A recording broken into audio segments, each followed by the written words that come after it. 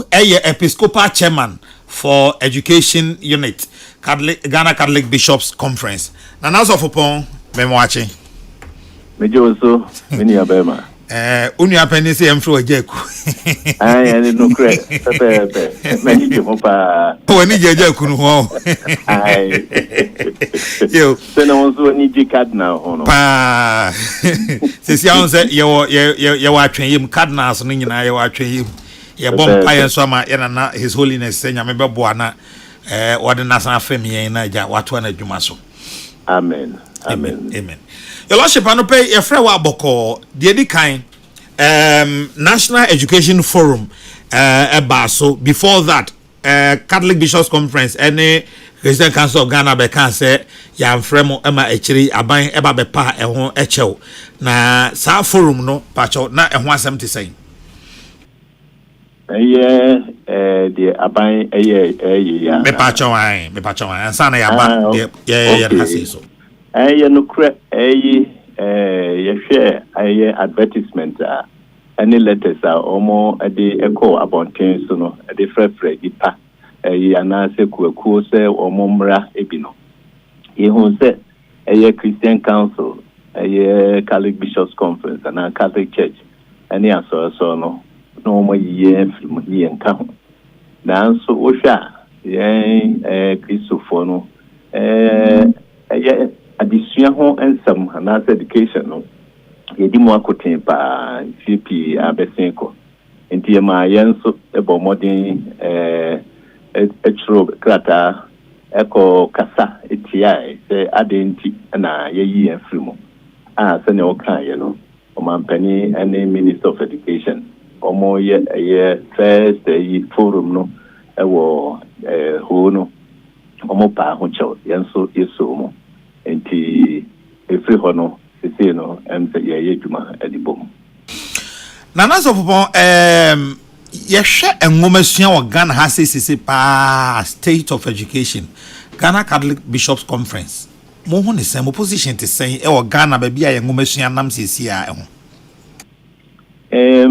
asema we bi say dia ngeze nya brepa ni di ho enkomo se wo hwe addition and education. Peace FM. Niema pi ewo honma say eden.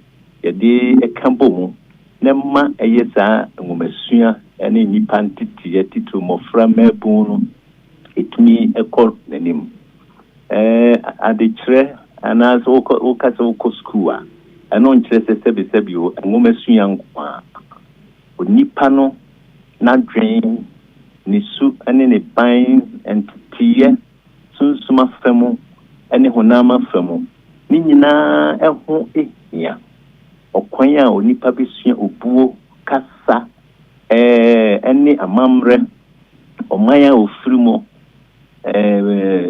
baby a wote ni nyina no eho ehia eti se wokase ye education ho asema enima pi edi akoten ewo mu eno ene ma ehia se o man bia pese eye ochichiri ne education anase adisua ho ensema ofrefre nipa animdiefo ene kukudamfo ene mpanifo a o madwen mu so ado na o mu nyina tumi etoto adwen na wo hwe ni ayehu enfie kakra besin koya megidi se niema nkrunkru bi hon ma etosin ewo eye sanima makanyi ho niema nkrunkru bi ti sesen sa wo sha eye de kan bro focus mo syllabus eye syllabus and teaching aids infrastructure and curriculum time ye be school time ye makwan enkwara ye do on ko titru omo basic school eco secondary school si computer ene yi wo mo ene ne keka ho ni nyina no yade a se itumi di ho nkomo a ye mu bi no ye dwen se etosi die se ye troto adwen na ye hwe okwan a ebetumi afaso esa ne mekra no se wo hokra ebe brase na chese ebe asomdwe ni anije nso di ama awofo ne woni ehwe mofra na ne mofra nso a eye okosa adesua ne ntitie mu menim say afie twa mu Catholic Education Unit ame adoma mo hihye bibia Efen Education Forum na krata bia da manim sesi a press conference on the second National Catholic Education Forum held at the conference room of the National Catholic Secretariat on Friday 21st February 2025. In fact, may kind paragraph 2, I am Most Reverend Joseph Frifa Ejekum, the Bishop of Koforidua Diocese in the Eastern Region and the Episcopal Chairperson for the Catholic Education Unit, on behalf of the Catholic Church, the Ghana Catholic Bishops Conference, and my own behalf, I wish to make known to the public the upcoming Catholic Education Forum slated for 10th to 15th of March 2025 in Koforidua under the theme Catholic Education for Integral Development, Shaping a Resilient and an Inclusive Ghana. Pastor, I know you're the Yo, sa education forum ya shishese yebeyeno afi na me twumadwen akosi yenhihye na nkasa so ye shishisan hihye ye na afia abesen ekono 2024 sa afi 2024 no June mu enank ye pese ye sa education forum no ye kwakoye no Kumase na afei bishops no yetena se etoto adwen no ene yehu se afia beten ko no ani titu June bosume no na political campaign no na den koso bia ya nhwi ya oni ebeba be kasa ana se niema bia be free mu aba no bia na ani amwa bia party bi anasei nti yetwe ho ene etoke ni yentwen na yento aba ne nwie nti yeto aba no ewie dia ene wa waba beye wo ba bedi kunim na obeye aban no ene ye ya obi entumi nkase bia yempe wi asem anase bia nti ene ma yetwe ede ba enim ede ba eye bosumi etoso miensa eye March bosumi eye afie mu date no ene waka no ye 10th to 15th of March sa ne bae nanka sa education forum no kasi ye no last year na enam political situation no ne campaign na ne was no ene ye twen ho se ye ntwen ansa na ye nto aba ne wie se ne ye to aba ne wie a na afi ye sa education forum ya na chese jinse obi anyin se bia ye mpo bia sema na say na ma sa twen tifo nso adwen akoso se ne no second National Catholic Education Forum ni di kano ye no Kumase November mu 2011 apempem bi no ye dubako eno ye no Kumase nti wei ene ne toso ne no ye nti enye ade foforo kra na naso fo bi bisa se sa forum yi mo ye de ageden beda sipi senia ye nyina ye tiasie no na ye asore no so tiasie no eye adesua eho ewo mpatro pa ye di titinipa ye di trenipa de na ni nyansa enso ekọ enim na wo hwe enso a aso ni titu Catholic asore education ana se eye adesua eye adia ehia ye papa no enti ene ye nse se ya she school as a basic school, secondary school, nursing training, college of education, se graduate to university na ehia se yenso ebreni abribia no bia ne ma ekoso no yenso ebo modia ne ehwe se ni ayedi ye ho ahyem nkura no etisan ena afi nso yenim se education de eyoma bia na sede anasa aban no na sede na yenum saban so entumi nye ni nyinaa ena yenso eye Christopher ne ankrankran so eye bi ede poa eye aban no enti si eye dia na chese ayesenkita hodie na so hwa Catholic sorry any the second largest key stakeholder in education, education delivery in this country. Enti eno enso eka ho ene ma ye se sie won sembi ne ma bi koso education mo ni obi eka yentoto adwen ni yenhwe okwan a yebetumi di aboa ama yesa education ne asinkita ho di ene o man no ewo no enso akọ n'anim so hwa ya trotro ni nyina chi kasem no ntore bia aya na din kakra na enso metumi aka no profo ma san achechire mu enso ewo twi kakra senya macho sebre ewo hodia me pacho ebre ho pa yo to effectively the partnership between the government of Ghana and the Catholic Church in education is long-standing and collaborative. So, in Kitahudie eye asore no ene aban anaso mine wo efa eye addition no eye de ehyasie achepa na eno so yeda nyame asisi etumi eye sadian. Then he says, however, it needs to be improved for better and focused education delivery in Ghana. Ye kosto no yehu se niema bi ho no a ebia enkoyie enti eno hia sense yebedi ho enkomo na yahwe okwan a yebetumi atenetene niema. The church operates schools that cater for diverse populations, and the government provides support through subsidies, infrastructure development, and the teacher training. However, challenges persist, including inadequate resources, insufficient infrastructure, and the need for more qualified teachers. So, yesha, abang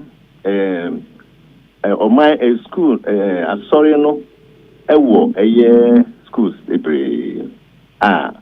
boa enipa pi na ban no nso na otietia ho eka na auto books ne ho ne manem de aban schools ne enka private schools e bia asore ne dia ana sankran dia dan so sie hwe sa ne ma we nyina titru ne ma ti se bia adan e bia nkwara no bet na ombesua de o mo beta ene ho akandie no aya na etosin ena achirechire fonso yechire won ade ana yesisi won se na omo so betumi atumi abechire enkwara ade to be qualified to teach children ena saa niema we nyina no eka ho ena ma ye ho achieve se ese yebo modiani yeboa aban no ne yetwe na dwen ekosi so senia eye education and answer de chire no enso ebeko esoro na and somebody be I can say Ghana's educational system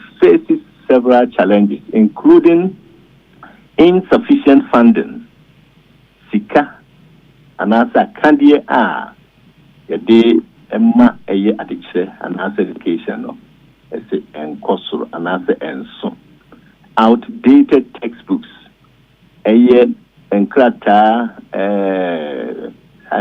books and Quarano be swimwadi a bio hodma a ni ho inadequate infrastructure a dying and the kikamono and also medical aka. Then the lack of qualified teachers at the for and so a day also a being so a day any will be better qualification on the bachelor at the end. Then particularly in rural areas. So ukoye nkurasi and then kuma no mo achechire for any adan school adan day ebiniho and I say hokura mpa achese fata sani ma we nyina no ese ebomodia na dey aban no ehwe na one other pointer yes I come once managing discipline in schools. This remains a challenge with instances of indiscipline and violence reported.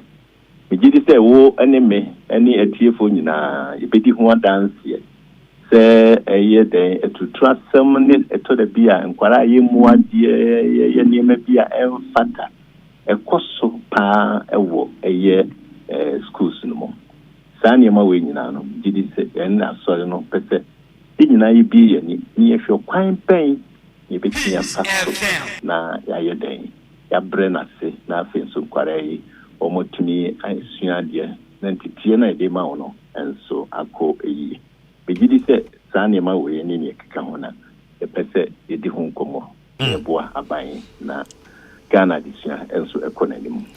Me on some you know a try to person be sound as of body can send conference baso e woko for radio na e sha se da ben na wi da ben you me that say na e cardinal nyame yadoma bosumi a etoso miensa e march bosumi ne da etoso etu e de kopim dunum e na conference no e baso 10th to 15th March and a year conference no ewo Kufuridua 10th no a arrival into 11th no a opening ceremony the Bayan wo Eastern Premier Hotel na the other conferences na akane workshops ne forum the Bayan wo St. Bakita Catholic Church wo Old Estate a hone bibia ebekoso edikosi a year 15th na edibewie na obi abesan akoba bi ofri bae de twa to ne se titi onna yenim se nsori no ekura schools sabre no obi a pese ode ne ba nsori school enkanka ene Catholic schools esanse ofo de ne ba Presby school ode ne ba Catholic school Methodist ene Pentecost no ba ekire a onim se hode entete pa ho hyeso ene nyamesuro ne de tete akwada no ena aban beje sa schools ni nyina efiri nsori nso amazisi nsori no impact ayeketwa ebi mo aka se yensan nwene ho ne yenko sa abre no a na missions no ekura schools no esanse sa abre no na boa yen eche na die a ye wo yi na na sofopon sasemi wan kasa se sofopon afrifa jekum wadwen ye wo sen wo ho eda sifi cardinal di kan enfie kakra besen ko na ye wo hwa aban no ahwe se senia ye gin kwara do mu ko ye senior secondary school na se school to aso no sinen koye enunti gi free admissions no gi free headmasters ni headmistresses and some na de computer school placement selection the ebaya na sa enhye no yen bishops no ye hwe ye course in mu no ehun semwa the confusion and it challenges people enti ya ide yakasa etia sa computer selection no mi gidi se Africa na so West Africa ha no mi ni se oman bia the computer and the ngwara eco school bibia ise aban no the person no mo edi ho enkomo pa if he says will be awo ne ba na opese oko school way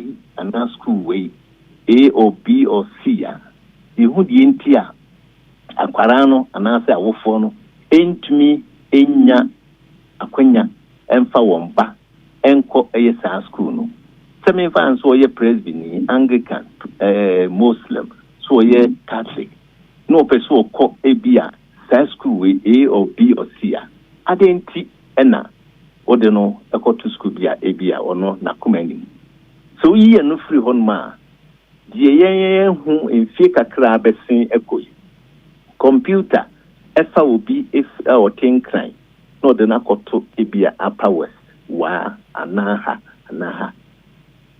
se eyo how enti so hwa enunti enso ene hia se schools no nyina na se aban bomodia si bika ho na edoso amma woni e ben ho no eno wo ko use wo ko choose a papa school a wa open enye se computer na de watu ha nyina enti abesin ko obehu na wo 40 ebi ko Independence Square ebi ko Ministry of Education Ghana Education Service ni open desk ye ko sort out some of these challenges enti no any ade ba ko a me dem gidi se ese abano one stakeholders no ye hwemu ye pa ama aso ehia se besan atoa saade so ana se bejai the ama in fact that school computer selection no and some PI yatiti asa ho no only say enipa no obianye krado se obedia dance emu corruption akoso sikadie ni sikaje yete media meka if bia catch them was bishop ofremia me kodia dance o se mi tiai ene edema minya edema meba it is all here no and no any first one second one partnership ya bom modia aban abesin eko ya bom modia secretary bia yetintim omomientna senienhwe senior school management and supervision yenso di ebeka ho aban abesin ko nyina obia ni honma obu amedi omde wonsa esha sasemia esa document na Peace FM. The other one meka ho asem ade ba ko esesese aban no kyereye mu ni nyina so yeti ase government assisted any government absorbed school die he ne ka ho asem so who assist school now and just say what take you over so absorb it here a different day sad definition no e was here tia here me am see school no Roman force Presby force Anglican force Incremo force Smeti school na me would yenti am see obi oba beka ho bia no problem me ni say sir I'm so sorry ni Christians Muslims say they will be discriminated against any nanso obia wo botai ninti a o si school eno opesu hu sa karata no eni su eni ban no se eno so ebeye juma e wo school no ho no enti se ka se nkwara omonkoda 12 o'clock eso omonkoda omunhia e wo ha this eso omonkokusia esima munyese kasi no eniema fa ho no ma ba na yense school ni ya media enye sa na ye de ye ti ase enti sa management and supervision of schools no e ya de hia yen papa this ban forum na national forum na ekoso yenso ye de views enso e de ebema won ni ya hwe se ibesi sisade na yie atoyie ama aban asomado yenso asomado na di enije aba ama ya kan bomu na ya den ya di adisua akọ nanim ewo Ghana mo hwe se aban san dan mo ade ma na management of those mission schools no mo san hwe ade so ana yen kan se so hu se wo kan se on famaye a dodo na de ba besi ani se na chese yibetua ye de betua ye the teacher for ka na de keke ka se sa no mo dwen dia ene ne nye sa na ye dwen se aban no ye na sede school no so assist enti boayen na ye nyina no se wo appoint headmaster o se me so ye dey me dimu akoten so even basic school you appointed head teacher you appointed teachers first local manager you man information letter and the wo hon ma uko mekurasi anase asamanka si o centro na yo sahifa ube hon se teacher ne nam hon mo osofo na o ye local manager no onim no on fakra ta bia nkonkoma no and so guys nye sa na tie eno na kenne boa emma local manager no hu se saa chechefu abam school enti o inspection na so ko school hon ma onim se saa teacher yi eto de bikro bi obehia no na bi school time asha se be no nkon enam so onim so woni school hon ti ontumi mi san he na so se ne krata aba no de ho akọkire sofo na local manager na eboa emma saa supervision no enso ekoyie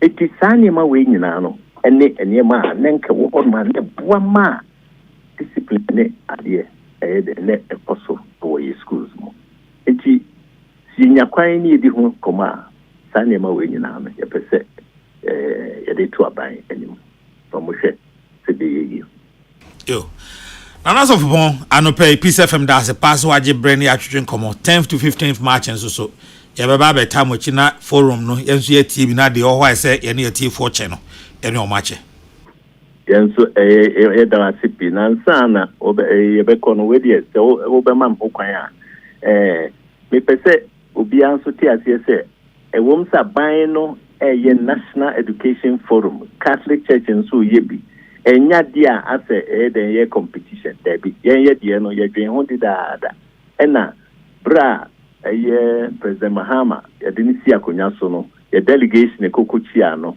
echia no wie no ye nkomo ID ye ranedi excellence ye so ye be ye sana Catholic Second National Catholic for Education Forum ono so anigye ho ye to nsa friends the krata bebre no na den so benya ho kwan enko de nanim nyam ababa teji nti enye competition kura ne yen so ebe free mu aba no ke de bekwa akoma ban no no so ho ne ye dwen efa education ho temiso me da mase anope se mama kwenya se meka sakakra yo na naso popon ya da se papa ya me insure temiso me da mase yo Most Reverend Joseph Kwaku Efrifa Ejekum was Episcopal Chairman for Catholic Education, Ghana Catholic Bishops Conference. Ono, any sort of point or that Kofodia diocese and an pay, and no etretre and come up. Peace FM, and was so good to Coco Jumadi and so any. Maybe I see an affair, when penny for an pay, or my Ajia home a break, or Alfred Thompson, former Deputy MD NIB. We in National Investigation Bureau, the Omchichichen Kofor no. No.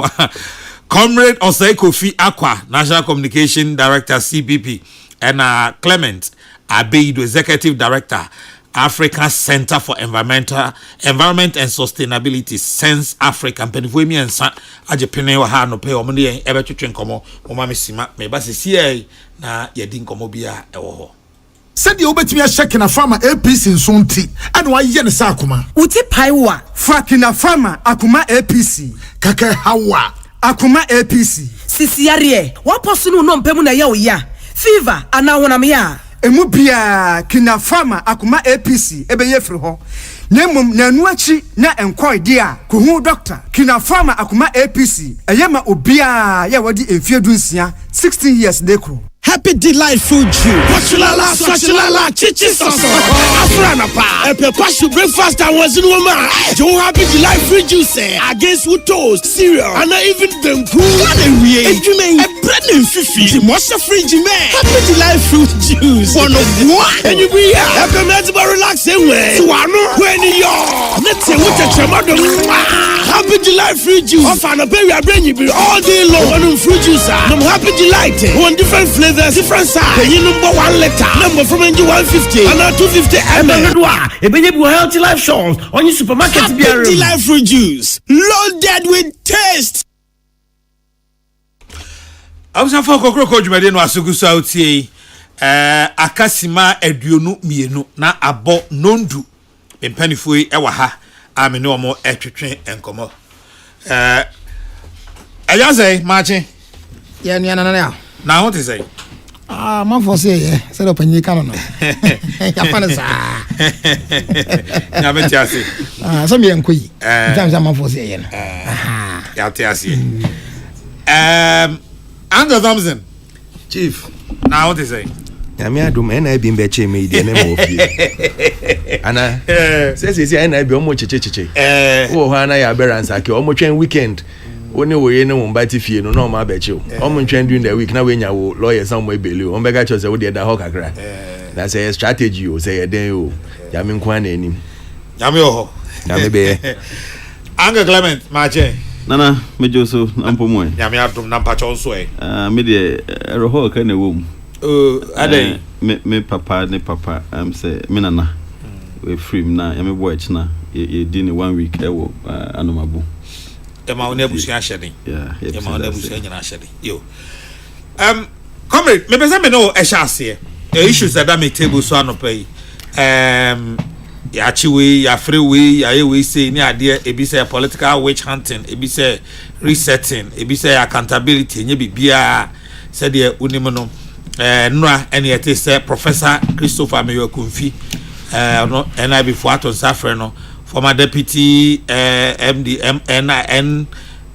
National Service NSA National Service Authority says the authority National Service Authority yeah also say aton safre no si ayeka say omo hwehwe gifty or ware aboaje na abronye so nyame admo ochno beko anopai mini minority caucus kasa second deputy whip Jerry Ahmed actually said saa nneɛma na ɛkɔ no aban no ɛboapa otu n'ani ɛde ɛsi political opponent ɛso ɛne ɛho nsɛm maame ntie wadwen ɛwɔ saa issue ɛho for the next 10 minutes maame ntie deɛ ɔbɛka nana ya maame ninka entia na mentia watifo maame ntia minianmo a no mo ɛwɔ studio ha na me fa kwanya wo na mentia CPP fo mpanifo nyina so ba CPP ye calendar so a ene ye dabone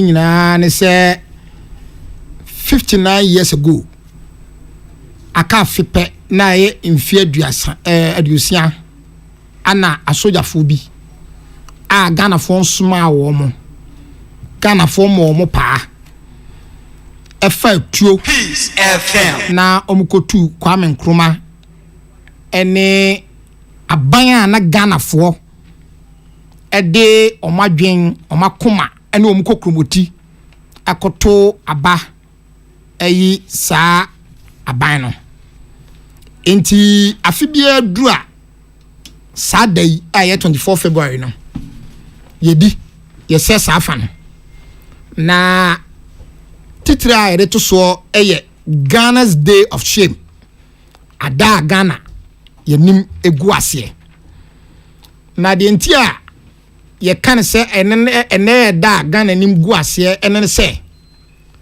ebra Kwame Nkrumah ene CPP for yes ye pese ye di o my Ghana si ho no yamfa tuo yamfa sekan yamfa jan ye de ano baba ye te Kwame Nkrumah ene ye mpanifo ni bitum na so obia nkotutuo enko obia ye ne broni koso din sawoso akopem se broni agitum se afede ye oman a edi e ho so a eye yie eno nti ebra ye gifa hodie na yamfa tuo yamfa sekan ene ye no na afei aso ama bebre no ani ama bebre no a ye se omo hwe Ghana asua ye eno nti Ghana etutu anamon na obo no homode na afedi asojafo bi ebeye ku etu CPP aban ana se Ghana aban ahead under the First Republic no Ghana enim guase enkofo a na omo hwe ye no esua no estati busa omo se enti ehu behia se obi be tunu ho asi wo se oje fa hodi amane man na se obeje fa hodi amane man na ebewi akire no asojafo a obi amomo pa ebe kasa omo na wotuo omo na omo abeti soso enu nti omo abetu aba na gu a na eno ne kan no ana enti ye di sada ya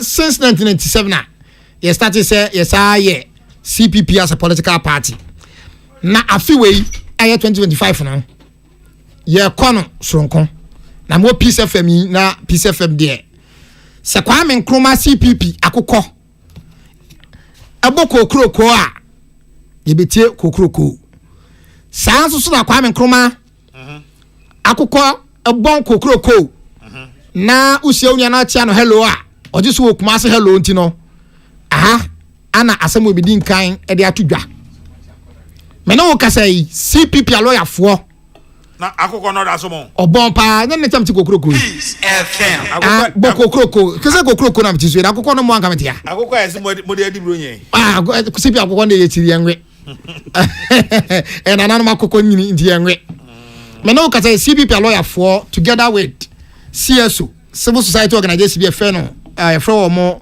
Democracy Hub ye court na asamwa ye kan court ene say ye didi say ye se kabima min kabi ana ye beye ye pese amamu a emrada ho ne de ye adwuma de a ene sojani bia wo fa tro etu aban gu ye sani pa no enye obi a o se so so na sabe ye body din esena ni monyam ama no kose sojani bi kutupa sa ono so that be on fatuo enti ye court na yakɔ ka Supreme Court court batan say so da formra ana enkofo bi nwene ya obeye ne say Ghana hanom ba bia ye fa wura ha enkankan se wo free odi remsham ena ewura ha Kotoka International Airport no ebredu se owura Kotoka ye magana fo nyina hunu se oyo bia sabe na Ghana fo ede omko kromoti no madwene asusu se nipa omo pese omudi omo so se mampanyini ne mase bedwafo no ode ne nkofo bi efi se no omkuta tuo nti no ombe pamo sankofo ni nyina enu nti Kotoka enye obi a o se de ne dinto ye airport so na ema asojafo bi enya areshemu se sadati bi won so tu aban gu a ye bebo no abodin bi sa enti I think say first time asem we yegusu a yaya ho adwuma ediko Supreme Court a yeda na di no yeda na Peace FM efise Kwame Nkrumah NCP ba kokora bo kokroko ani abepe kokroko so enti CPP ye court we are going to challenge that the name and idea at Kotoka International Airport so no or say where nice summer Mate afebra me issues no I know issues no so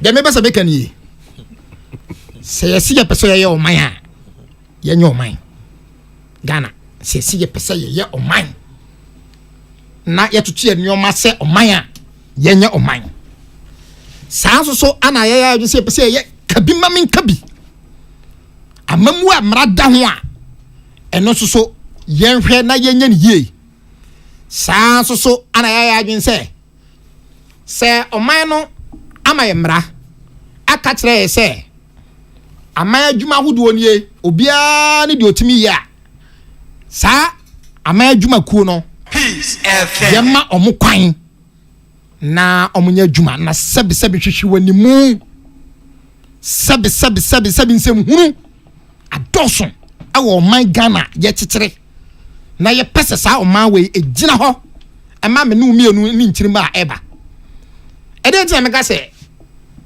ye hwe na ye se be o man a ye nya o man mana ya and I think said the Daily Dispatch I'm say e wa ha o she Ghana mra no a ye se Ghana nsase eni abodie bia nyankopɔ de ma ye bia no ye de ama Ghana mindful na Ghana ban amampanyi da no e paso ma ye nyina ene de matene se Ghana kwaya kwaye no emu aduana 9 sa kwaye no enkofu a so ma beti so come to the issues of this. I'm coming to the issue. No, please. I'm coming to the issue. Because baby, I have to drive home. Mate. Mate. So draw to the issue. Mate.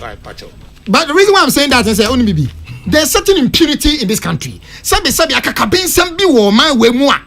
Sa akakabensem no, it goes beyond issue ya da mami yo. Etika me deba.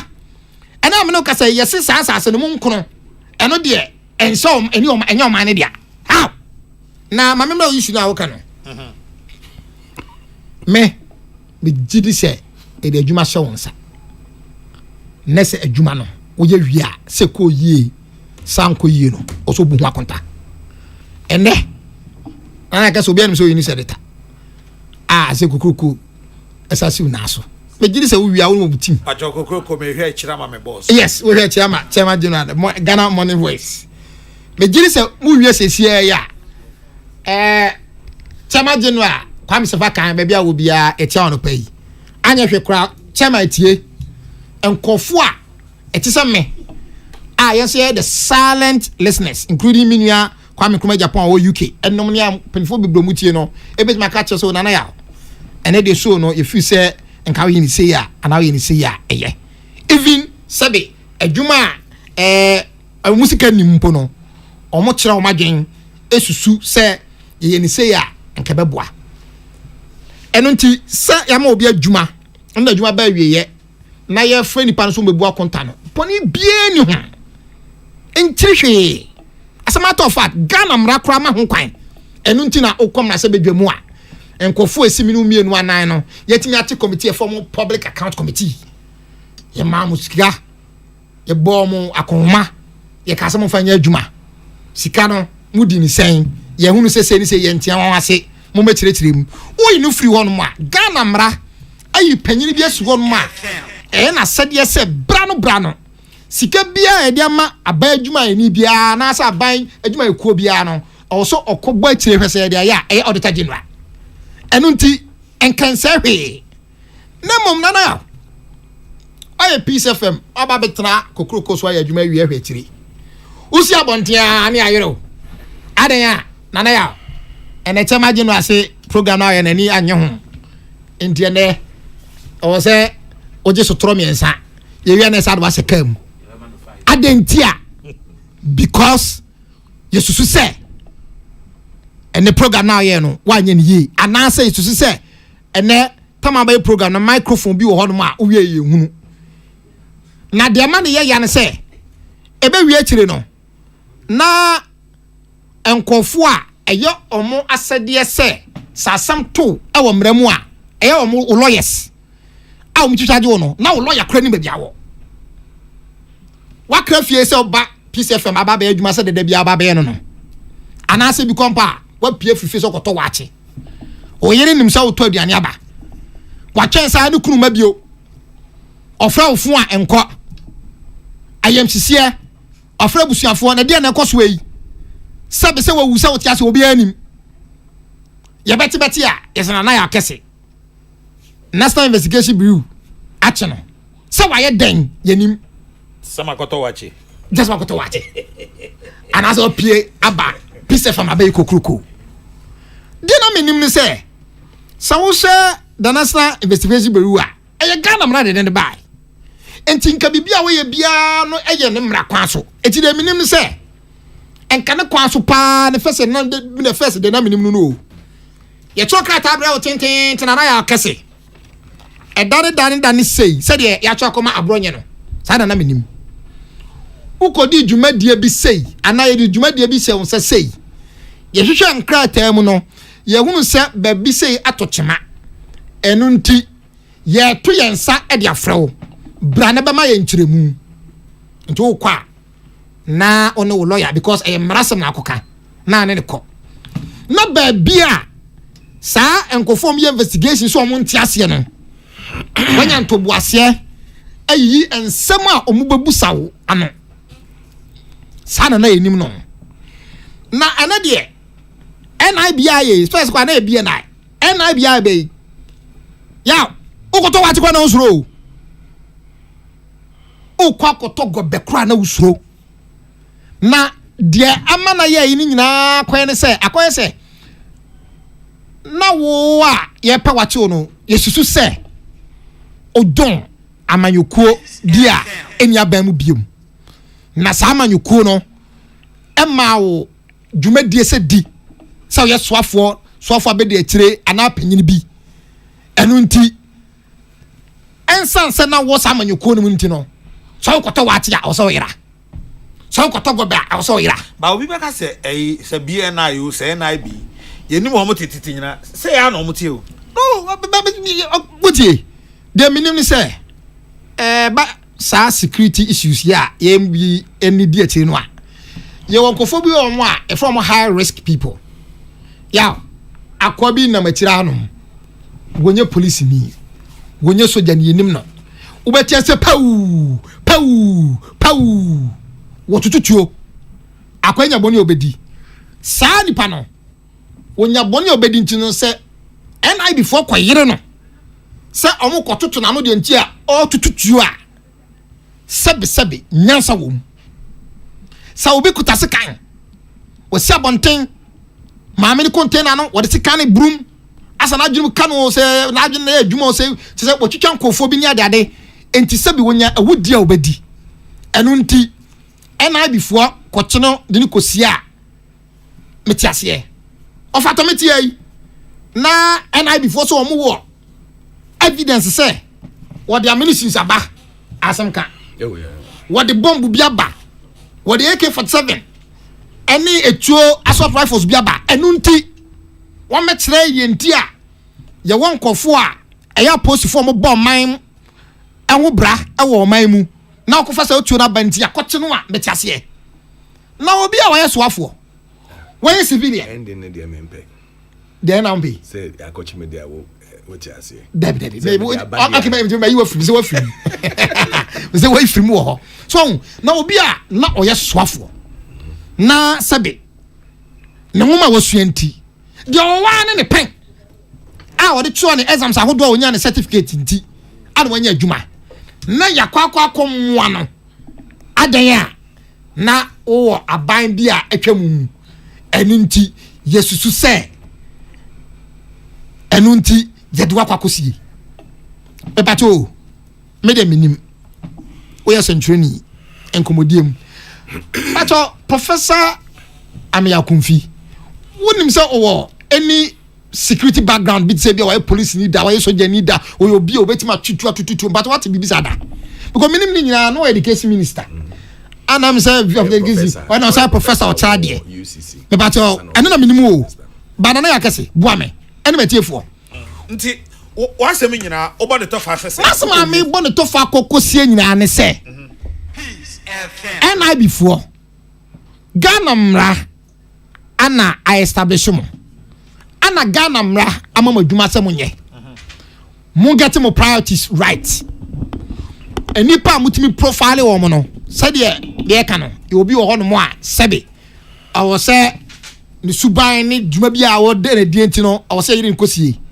na wo bi a wo kuta pen wo bi a wo tra de wo bi a ususu se na osom wo aban bi mu na sabe onye threat wonye wo bi a ba wo baby ameme no oti the security for here adwuma ebi a nim profile yes about Professor Abewakumfi unim de omo wo fa eno ntia mi bisa wasem se why isn't trade manager so far the omo kan ye nim ne se omo se Sky Train ho adwuma bi a Ghana ban ye so oba beye $2 million or ho anu yie a esese ode emampen wo dia bia ye nyina ye nto ye bo ebi bawo dabi ebi a ye aban aseboso wode train beba na sa train befa wi wono na company fo no bi oka ho oka ho na wakwa kire no se onkofa train mra anazo nyere mentiase enti na ese ye to ye bo na ye twa the point is that we are just of kosi me by uti say by na ye kase me ba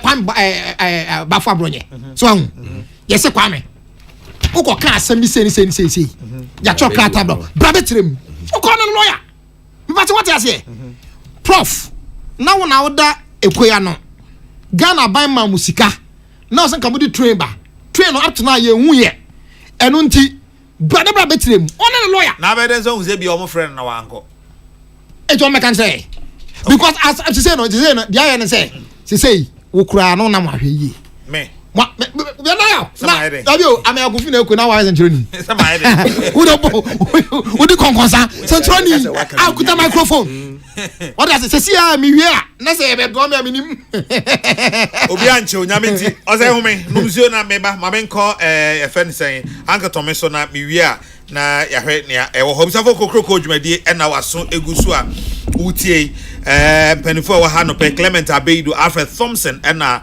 osei Kofi Akwa omo penifo a e wa ha anope ye no mo edi juma na amemfa trinkwa ema nana amoama hene na gye ni mboaten eye amoama hene ene emfie du nan pepepe ya ye de ne si akonwa so se amoama hene amoama e wa twema nwa bi agya mansini mu e wa asantema mu ye mana yiko emfie du nan pepepe ena ni wura otumfo se etu ababio sante hene e de amoama konwa hye ne nsa so onhwa amoama ema no nana gye ni mboaten mo ne yo why man so money yo ojo na obre ho ase so nyamenka ho na bibia so esi wani so no ye ne yie na fa boa amoama aman na da chinchirima emodin enka asem sa so ena ene ye papa Elder Alex Kwaku Anderson enye mfia duoson num Elder Alex Kwaku Anderson were the four Dickness Sophia Anderson ene o ma Pastor Susan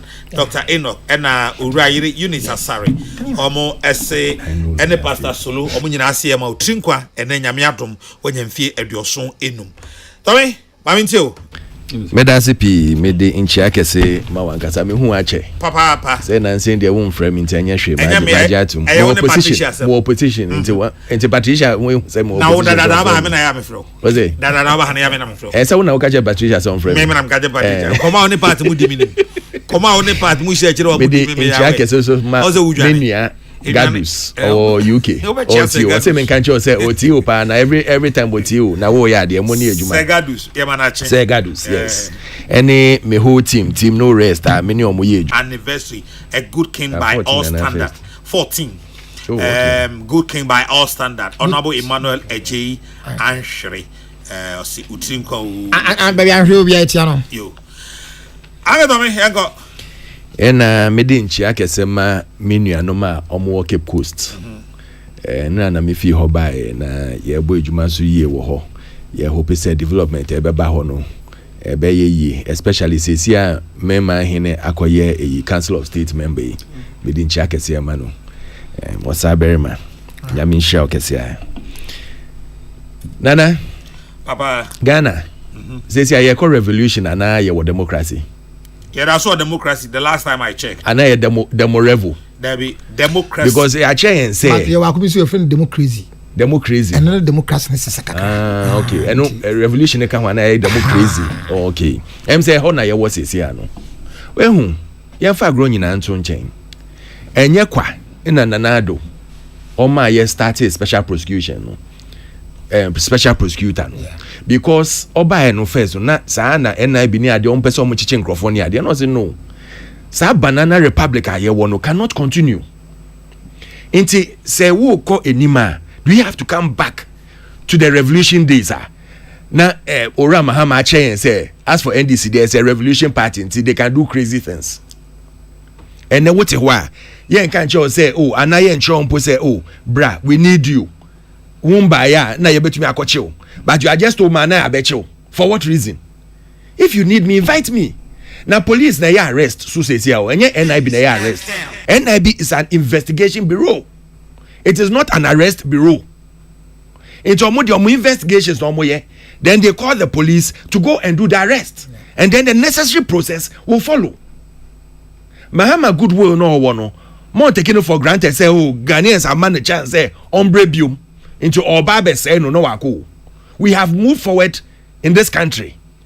Yako yenim papa in the last 8 years, whether you like it or not.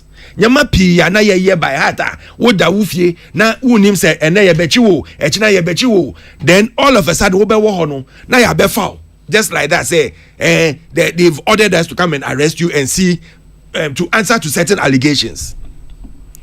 Yama obi appointment. Wako ye na ejuma as a public servant.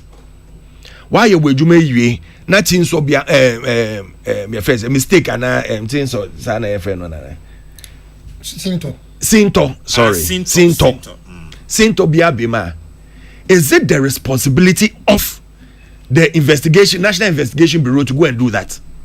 And now your procedures are yefim. Auditor General be or be reported. Either they give you a search charge or they take you through the necessary court process to see say what you did was right or wrong.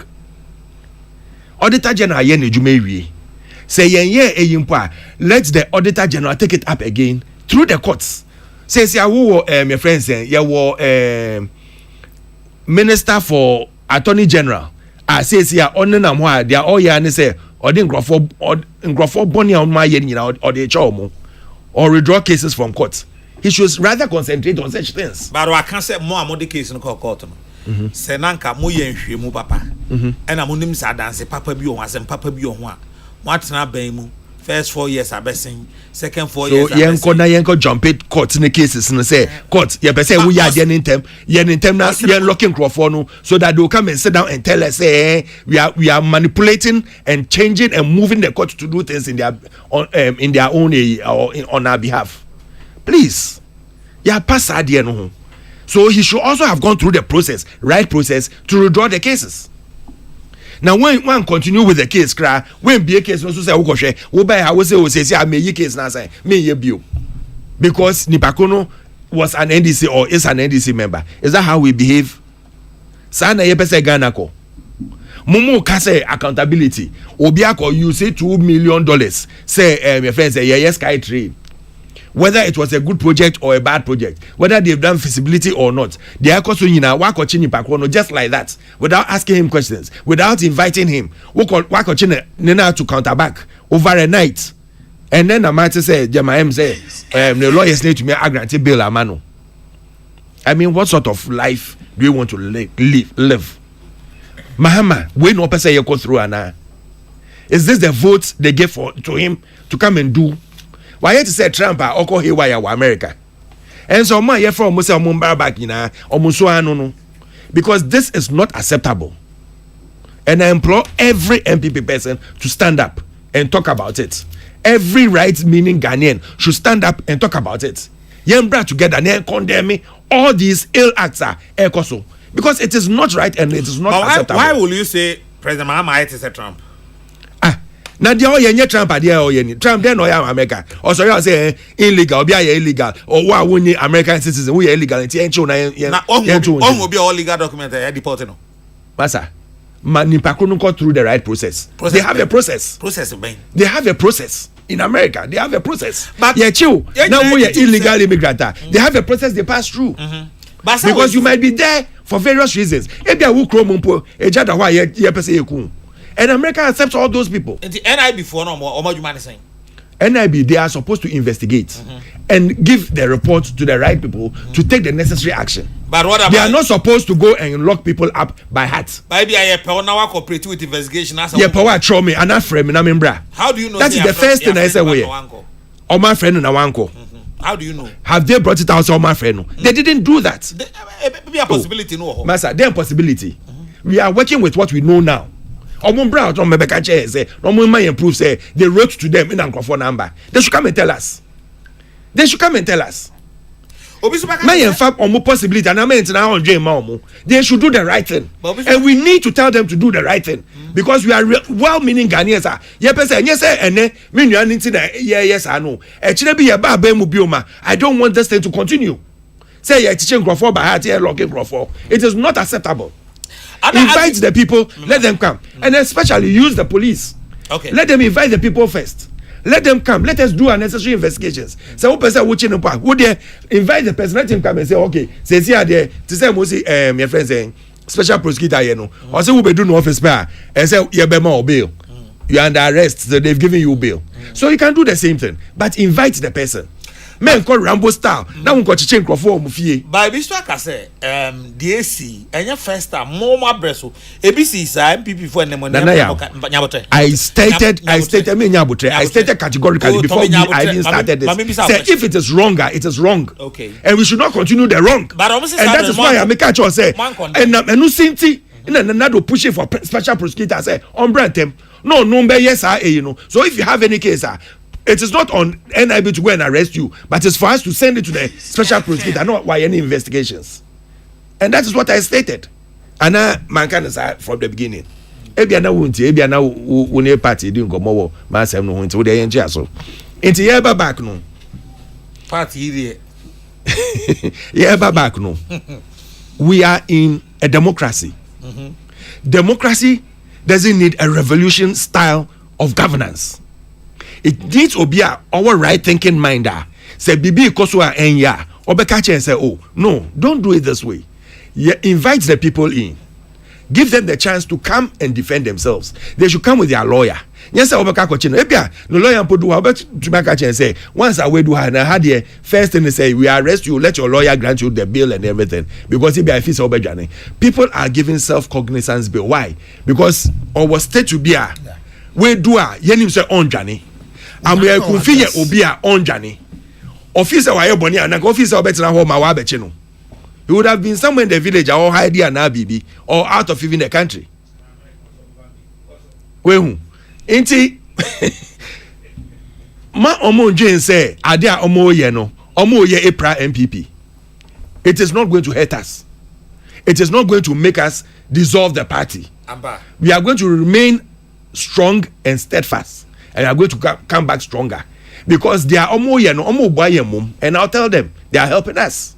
So munima sɛ maama feel sɛ wɔnya ho into ɔbɛyɛ because ɔkɔgyina stage so ɔka corruption ni into ɔfeel sɛ ɔbɛyɛ wei na Ghanaians say believe no I'm waiting me maka say I don't want to start criticizing him now me man is 6 months also your honeymoon me man is 6 months and after 6 months I'm ready on my budget now that is where I'll start budget because based on the budget now you be the way forward 11th of March budget after 11th of March but I'll give him some leeway someone starting kakra me my man up to June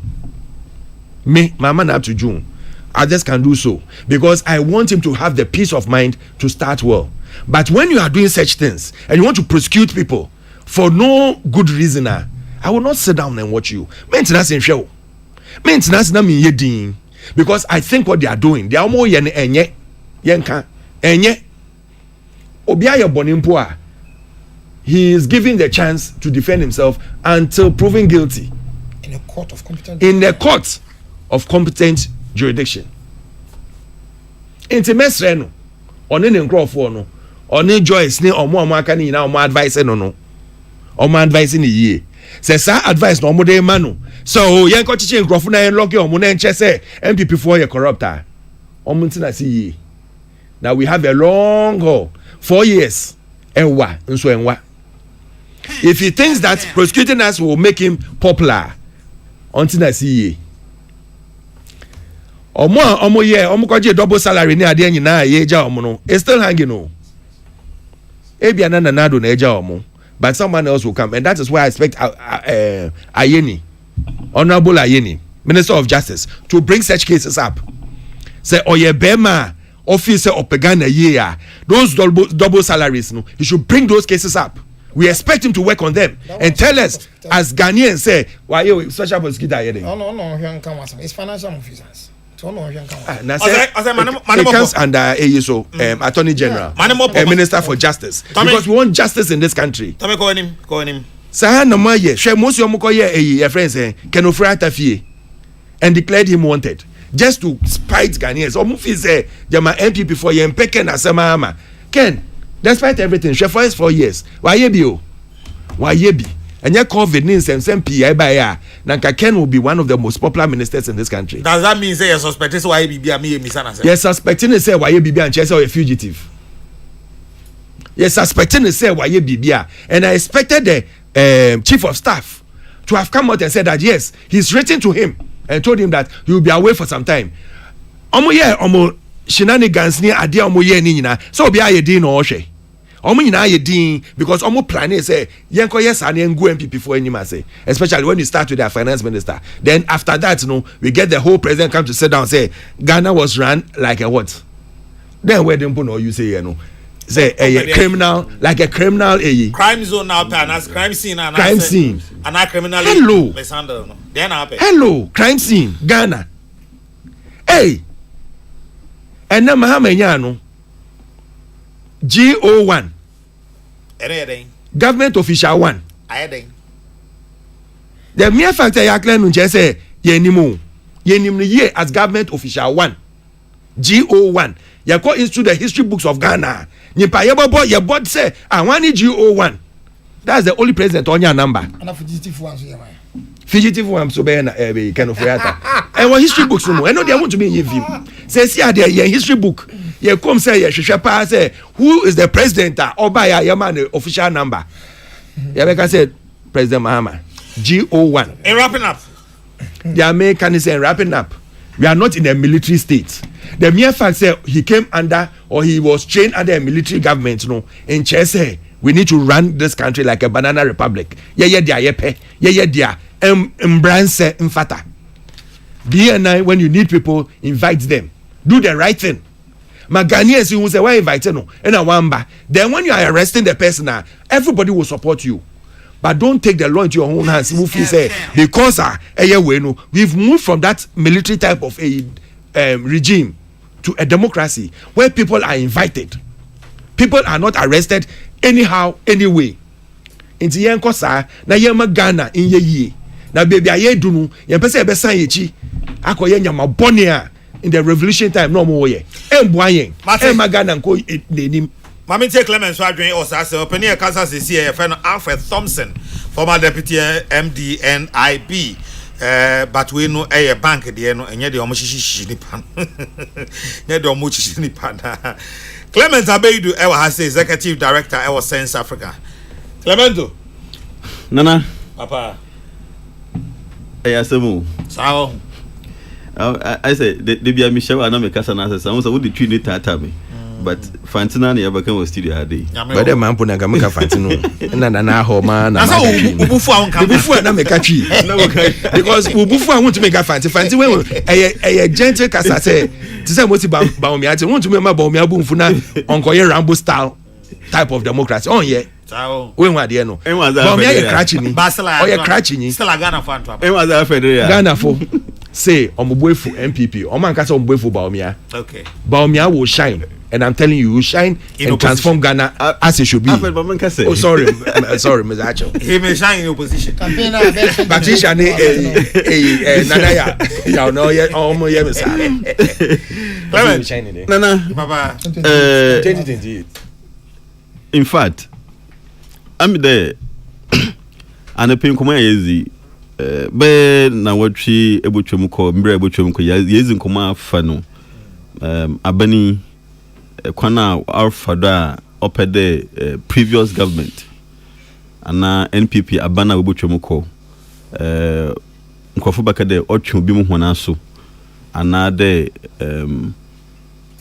otwanemo bi na in his own or in its own wisdom no also corrected mistakes bi a ofi the we see in the past but nana odi adwunaze bi ho Ghana for as a people we have some values qualities bia on my Ghana for yeah Ghana for we have some principles hold hand together as a people on my dibiara asumdua every time you can ho asembia no oda ho owo henchen your values are on my hand democracy na the whole of Africa obiare boy hen is no orobo nse my hand no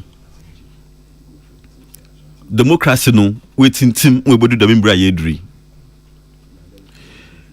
oyampa the democracy mbra and the rule of law na yezi democracy na so say yimpa na wo man mu no se we so dam mbra no mu na wantase with their principles and values democracy no otum osai moye the mintina some countries we have started democracy no all right but odu baby no the people could not hold it anymore. America ekeside say yeshwe democracy oyampa we have institutions yezri yejuma yewo the people and the citizens waka ho and na yewo the other arms of government ni narabom ma democracy no oye complete. The minti say in Zamabi recordo nasa one institutions were responsible to ensure the wrong things being done or perceived to have been done no, are not following due processes, are not following the law. Now one fam bram fenye juma dem brehan kasa ya jatum de dem bre na yazibu hen man no na say yaswar na ya ma ya pebiara another you used to style bia keke na yazibu man na otwe hen in our democratic journey otwe hen kwechi in our democratic journey.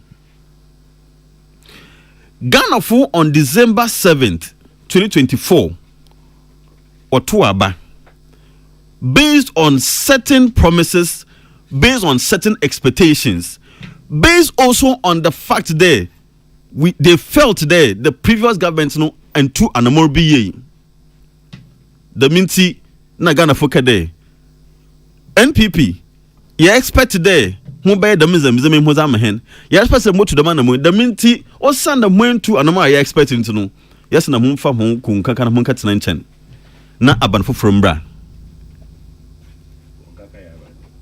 oh kun kaka ya chede sisa muzeme na aha unra oh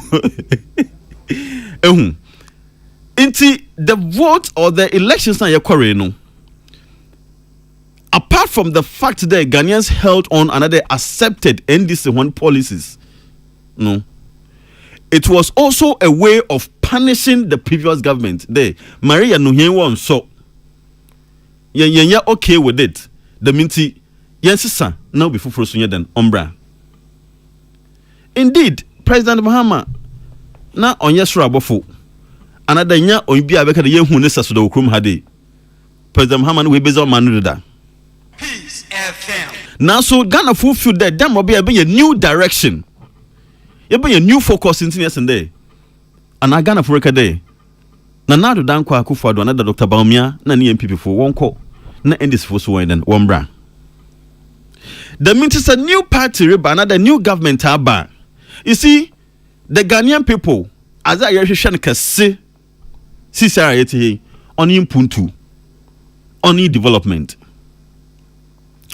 The minty, if you want to hold us together, another nanto as a government, azar our de oye hiazi ozma hinara only is for the people to see some growth, some progress, another system be or abrabonimu.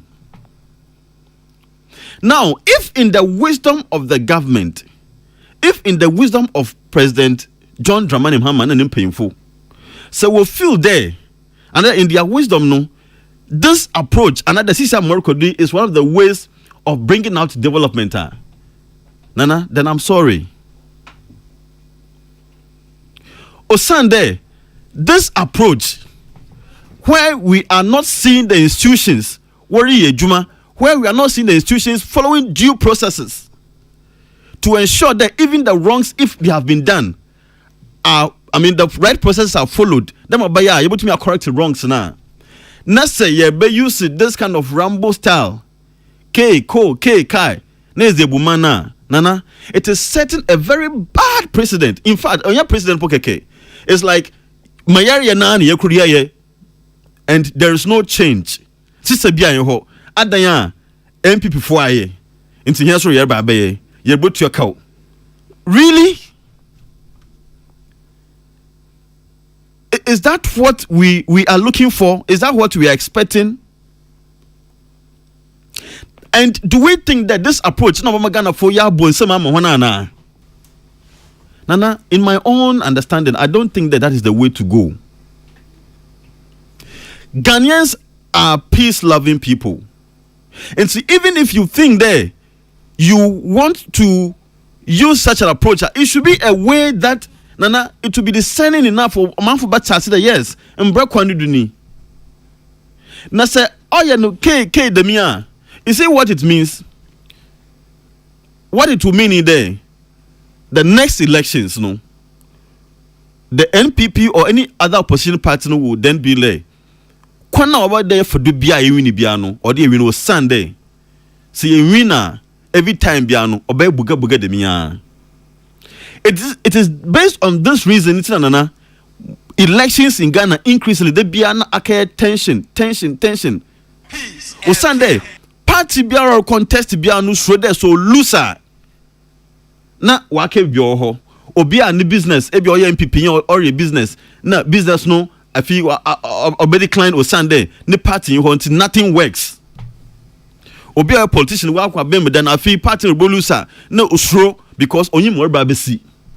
So now what it will mean in there? So next time you have elections, man, because I know there, so me lose to pay them kai na them approach now. Or you're quite rude, quite dangerous to say the least, or by adopt, Then I'll rather prepare myself, go and fight and ensure that I don't lose. Because the moment I lose, everything goes negative for me. Nana, it's a very dangerous trend that you're part as a country. It is a very dangerous trend that you're part as a democracy. The minti yabesre His Excellency John Dramani Mahama nanim painful. If for every basis, for every evidence we feel there people are suspect and that there is some negativities what happened in the previous government It is the best thing to do now. Let's just allow the laws to work.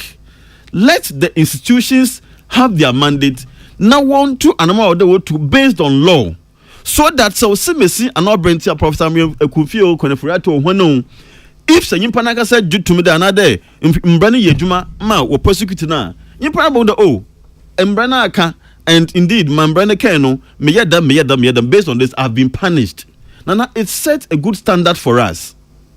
So Anya Dama Obodu baby no things will get out of hand.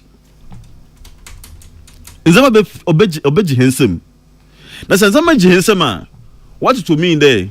Emri Baba, look, the people will begin to react in different ways. If everybody be bia, you see, say, minute way that's why in Bibia. I will how I'm there. Moko kota na there may use any that means no. I will just use any random approach. Just make sure that may seek remedy. Okay. Is that the way we want us to go, Nana?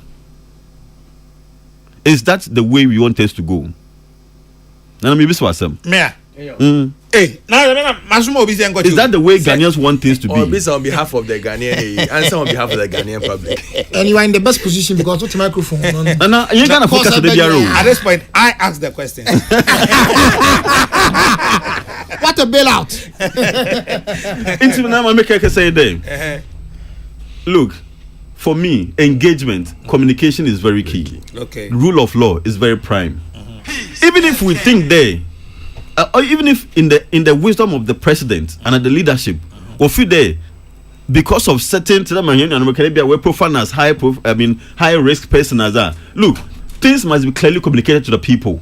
My man phone Saturday. Sent inside the man of Mate, a man for the Betiasia, na Ebasa said the Nije Ebebre, and Pennyfo Hanope, Clement Abeid, one the Casa Siciano, Elianoate, Alfred Thompson, and Osei Kofi Aquanso, and Kakoko na Wasu Egusuti, or how did Papa Venkin Edward the slave? Minia no diabolic. Or that's your now. Or that's a minia. Okay, all right. Oh, yeah, diabolic. Also diabolic. Sina diabolic. Tio, Nana, I say oh, diabolic. I didn't know. It's honestly diabolic. Nana, ya na angasa ni. Meaning, oh, yeah, diabolic. And the bill out to doso. Anyway, who took a doso? Pacho, any other issue our table so our person can want some and pay in the next 3 minutes or so go my minute. Oh, tell me Nana. Anyway. O start take as I am Kebwa. Nana. Yes. Na me sasi and me can't be. Amaka say memra topic is na me sak bio. Say ye pesa ye o man a. Ye nya o man. Say ye pesa ye kabima min kabia. Ye nya kabima min kabi. Na me sak o man so bio. Ye say ye educational forum. Ene za no mo kana. Me pato e de be pa no mo so mo ye. So when I listen to me team was sir almost stakeholders are education sector no nyina amra na ye nyina yen to adwene hwe se ba bia ye ngomasua wo sisi e ho a na ye pese etena na se bibi o ho a ye pese ye de ka ho na yie sen ba bia wo no bibi o mu so a enya ye be yi afiri ma yen to adwene na afi anu nyina anko bankrum se sei na ye pese ye de ngomasua ko say sadia enkofo a omudi sa adwuma we omamwa kra because omamwa kra ade me yamanyoku almost set a committee o committee committee omo ye we bibi almost set a committee okay me members of the committee na hwe mo because me yamanyoku bitimi bu man CPP me no ka say yanto ensan frɛ eno nti se maban ba na CPP vote akasen does it really matter we had a manifesto yeah. So what I say, I think this is true mine. I don't know about other political party. Many same people from Fred or more. They be a who she. So, enti se say no. Se ma ba na me say, e to say ya o mo ye no me no mo nya dwene. Enti me pia guntan a na me ye o man na se me ye den. Hwe. Na e be du ya. Na ya ordinary level, advanced level. And is an net here. Yeah. And ye ja na say secondary school. Secondary school ya na afede say 3 years, you 4 years. And is an net here. Ye afia say free senior high school. And say cost sharing bem. Ya case ni basa. Enti the first point of call. Some person here education forum and say enkofo possibly ɔmo so betumi abebu ɔman a ɔmo yɛ amanyokuo a wo no ɔmo si akan a ɔmo so kuta ɔmo adwene a ɔmo manifesto no mo ma yɛmfa yɛ nyinaa yɛ deɛ emra na yɛmfa toto nsane ani na yɛhunu kwan yɛbɛfa so a education system no yɛbɛtumi ayɛ ama na gyina ɛba no saa sɛ CPP ba yes sano because we were part of it say bia on so ahwe hu say CPP de da ben ni china fine sɛ saa na yɛ no a elections are dynamic oh but here we man musabi sɛ saa na yɛ ɔmo kan de a me ka ɔmo sɛ in 2016 ɔmo we by 1 million votes in 2024 ɔmo recover by over 1.something million votes elections are dynamic going to be yenim do be win and ken ko baba trefia che me see yenim do be win and kon ko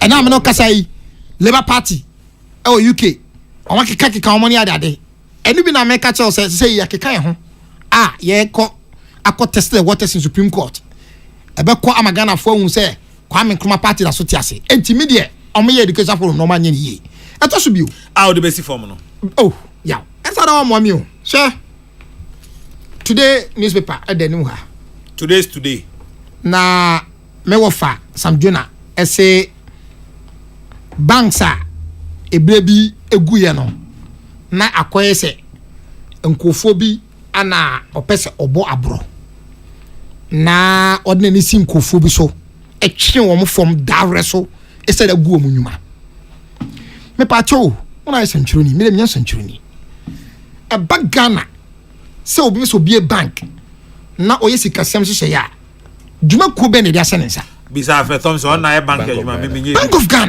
of Ghana sa banks ya omo entimi antutu omo nyoma ya omo bansam no Bank of Ghana ye investigation ana Bank of Ghana ye report ana Bank of Ghana edi koma finance ministry etu omo fo say yesusu ya efisi oso ye enie na said adwuma bia sitie no ansa na bia adwuma no kwa wankasa wo dwatire wo de estate wo adwuma no na de tienie enkofo no omo ankasa bia omo adwuma no omo kwa de ne de kwa nsa na ya afasika ba fanto ho mini ya tonse fasika ba manto fanto ho mini ya Clement so fasika ba mfanto ho so ko fasika ba mento ho ewi atie no miam sika no amde akwakoto bank ho no se me kwakwa dia nya katem so 50 Ghana ne baaye na mbo me nya mawo ne benya 10 Ghana na amawo na na me 50 Ghana ba na mbo nya 10 Ghana mawo se wo de se no yam de mawa enye yie enti mimi sika na amde kwanya deposit wadi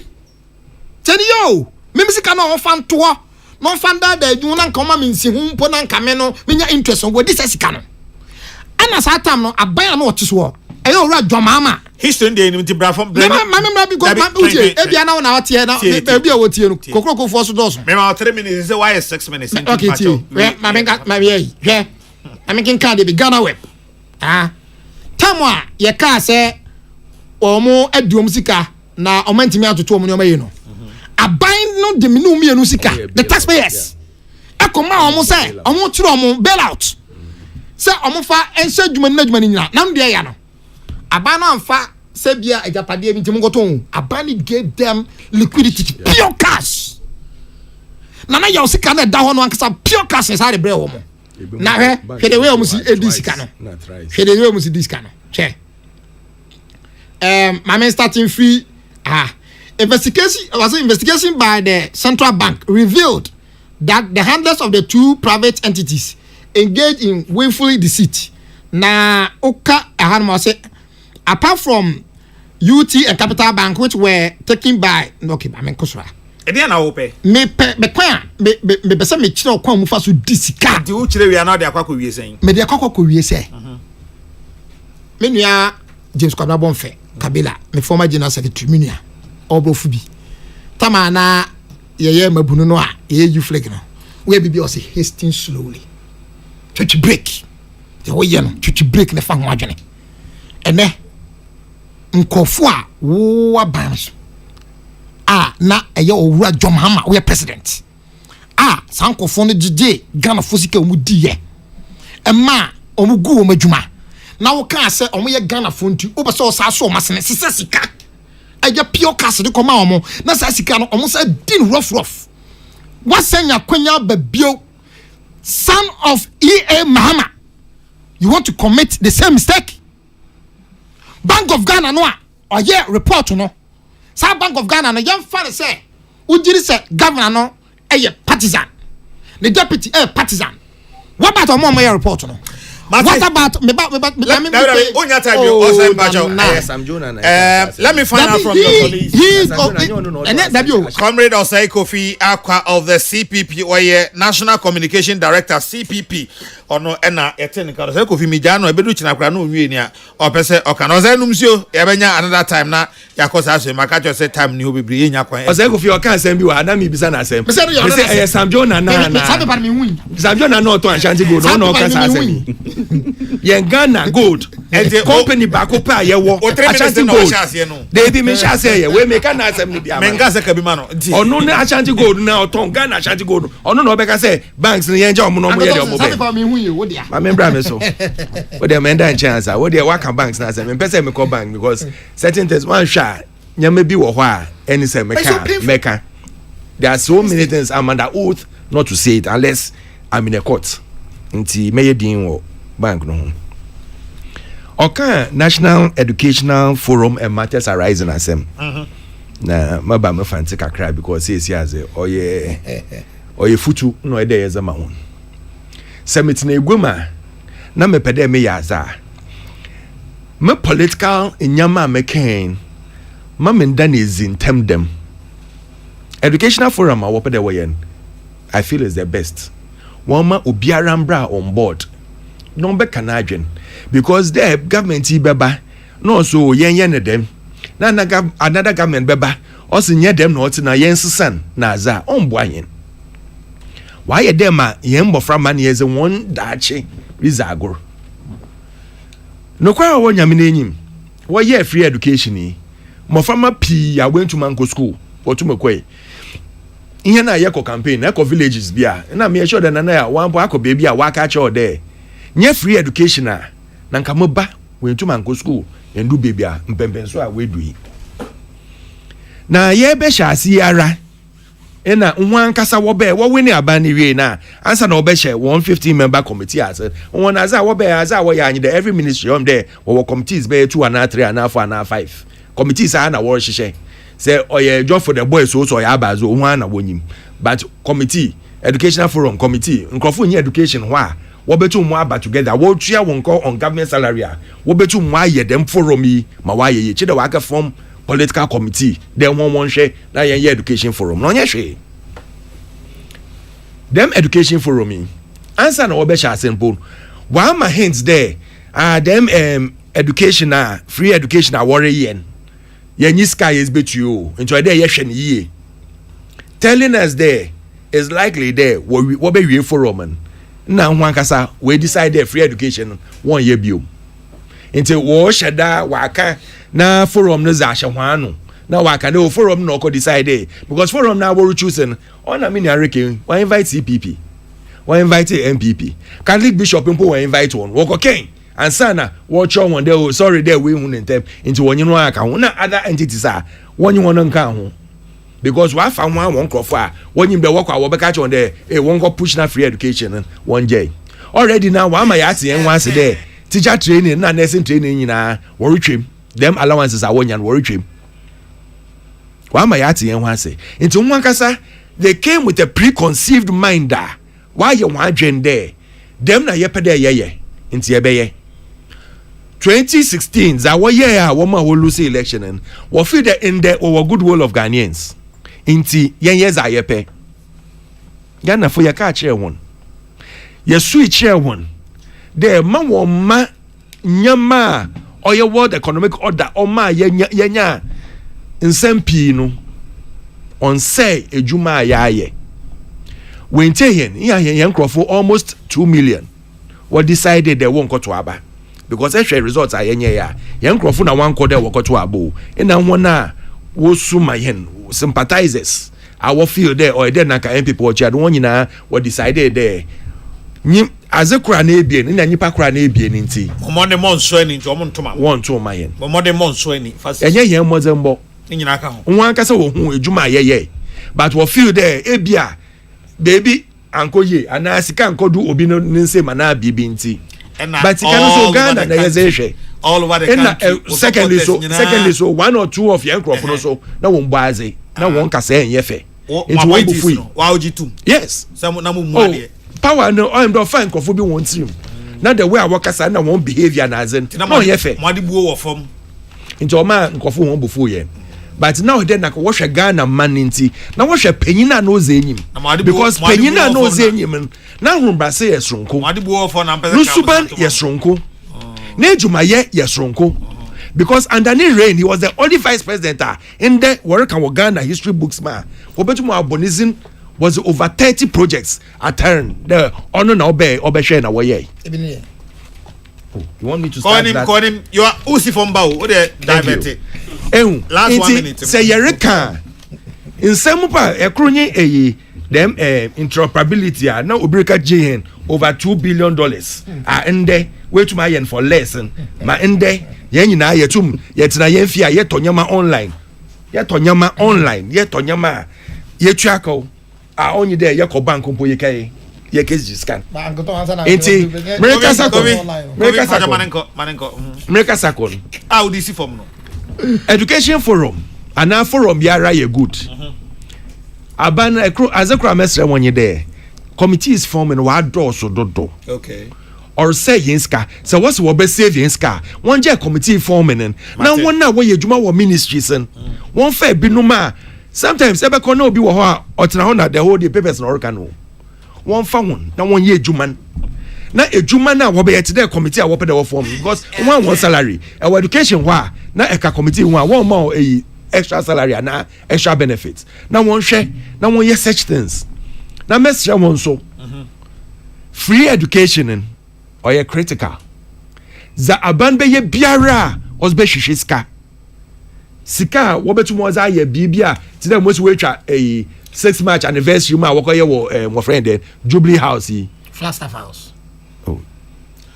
Kovi mani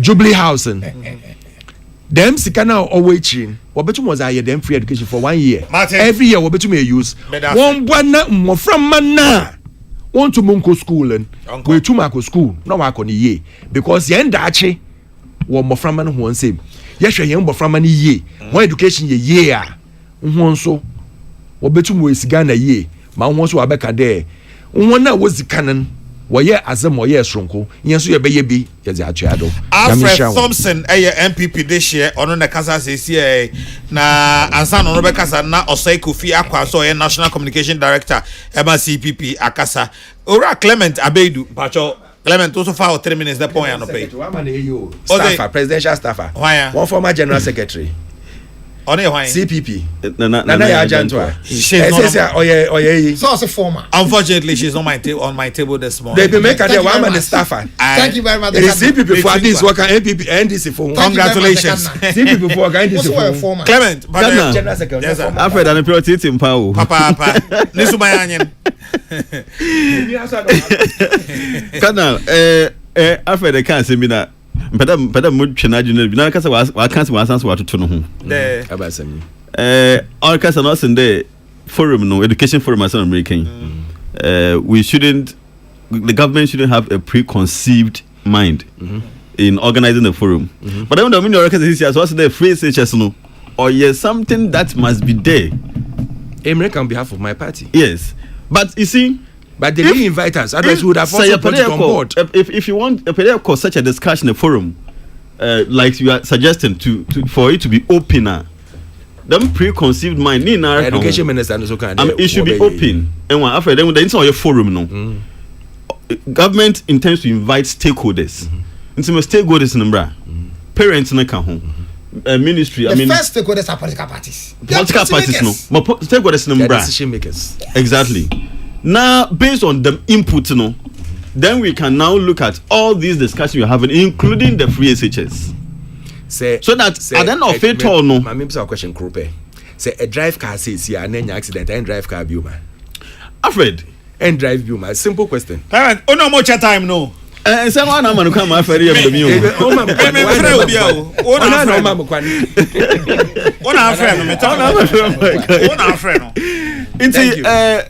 Cardinal. Yes, sir. My American day. The forum is it? It's a good thing. Okay. I mean, as a public participation person, policy person, they invited you. I believe in education is not my, So you know, my yes, Yeah. but I know just there. wanted to know. No, I know there. IFES, for example, has been invited. CPP has not been invited. Yes, but I mean, LPP it's has not. not been Me in Kade, it's right.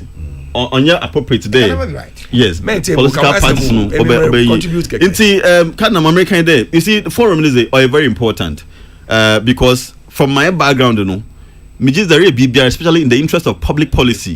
And Na say engage friend and the public Broader consultation. or you're very good because oh, in fact, I don't know. They should let us know. I don't know how much it's going to cost. Must The this same one. cost? But the fallout now starts rebel. No, they should not say no.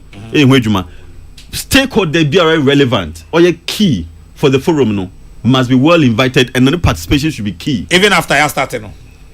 No, but it's late, Cardinal. Because I don't know if it's on look. You a new focus for education at the end of the year. You forum. Say the outcome no. Other parties when I mean I don't know about power, another new government of power crumble, which one while children, yeah, them be. Say if that's the case, we are looking at the future, not today. It's not late to engage all the stakeholders who have not been invited yet. Okay. On board. Question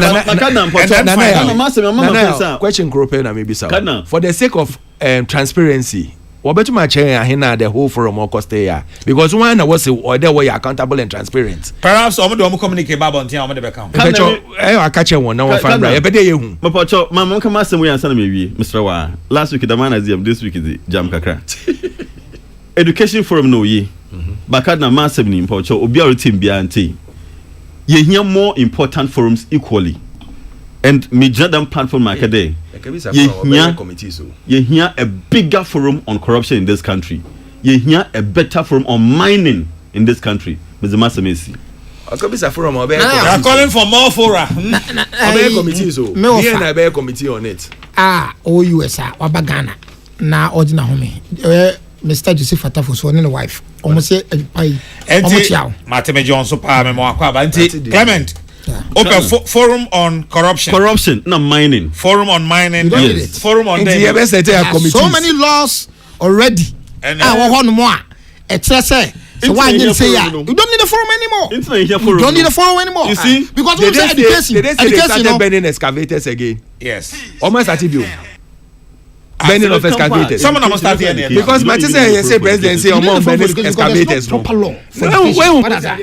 Maybe a fora would do. Therefore, Clement Abidu, Executive Director, Africa Center for Environment and Sustainability, Sense Africa. Alfred Thompson, former Deputy MD, NIB, and Osaiko Fi Aqua, National Communication Director, CPP. Made our munina sano pay or mobile boy and our face so Masajina Munina Nemu. Now, Madam APC, if we can a farmer and a happy delighter and also healthy life for their baby, so that's a McQueen, you know, asset. Now, made the happy birthday, so I'm an Anajua Kwam CEO, Abdel Traveling Consult, if you couldn't afford Nick. And Israel and Afia Kusia Sapon say Nana Adwa Kwam Yama Utinkwa and you are Sana Ura Emmanuel Dakon also so a Church of Pentecost Ablikuma Central and you are youth Nese Yama Utri Enkwa. Dr. Father Dixon Kennedy Santos and Sofoko Jasanta 7 bar for Peter Square Isaac Opoku Pretty Joyce and Afi Dominic Nyanyuvo and Nana Pepra. Mami Biama Kwafuna na ya kuna dune bo michido wano pay and I'm sure Chilima Ghana's Morning Voice Chairman General Kwame Sefakai. If I'm na ya kesi which me Afrem and the Cardinal me de radia sumbie ejo bia mitremu Emma Ghana's Morning Voice.